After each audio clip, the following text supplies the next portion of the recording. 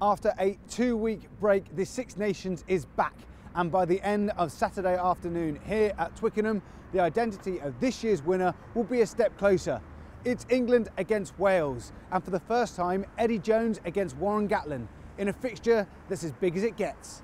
And back in the England fold for the first time in nearly 2 years is Manu Tuilagi. Jones able to call on the Leicester centre despite his lack of match action since recently returning from injury. We ran 2 lines on Tuesday, I think it was, and cut a hole in our defence. So Paul Gustard wasn't too happy. Yeah, he's got power, he's got pace, he's got that innate sense of rugby. You know, he's a good rugby player, and he's also got power and pace, so it's not a bad combination.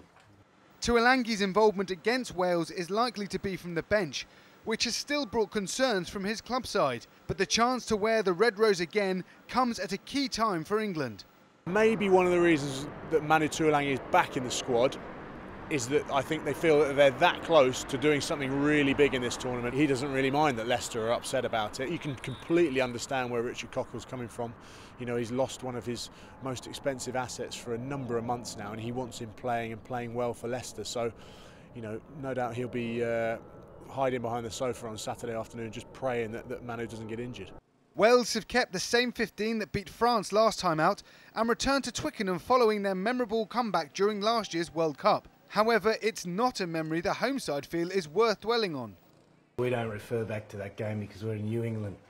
The players, probably 70% of the players are the same. The other 30% are new to Test rugby. We've got a different philosophy of how we play, different philosophy of how we train, different philosophy of how we behave. So, you know, that game has no relevance to us on Saturday. Wales's record in this competition, though, doesn't make for pleasant reading, with only 2 wins in the last 26 years. And it's clear there's plenty at stake this time around. There's not a huge amount of love lost between the 2 nations when it comes to the rugby, especially in the Six Nations, and the disappointment that England had from losing that game against Wales, so big, it has to have some sort of bearing on this week, and no doubt it will have been mentioned during the week's training. As you know, we need to get back on, turn these guys over, because they did a job on us here in the World Cup, and it ultimately cost England dearly.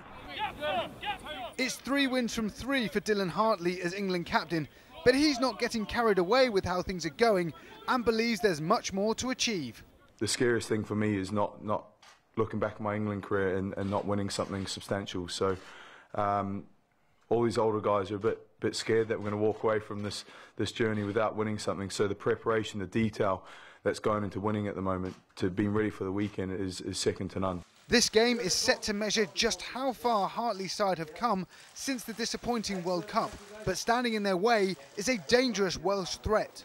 So 2 unbeaten teams, both still believing they can be the ones to lift the trophy next weekend. Before that, though, comes more pressing matters here at Twickenham. The Eddie Jones era has answered every question asked of it so far, but Wales believe they can be the ones to derail England's Grand Slam hopes.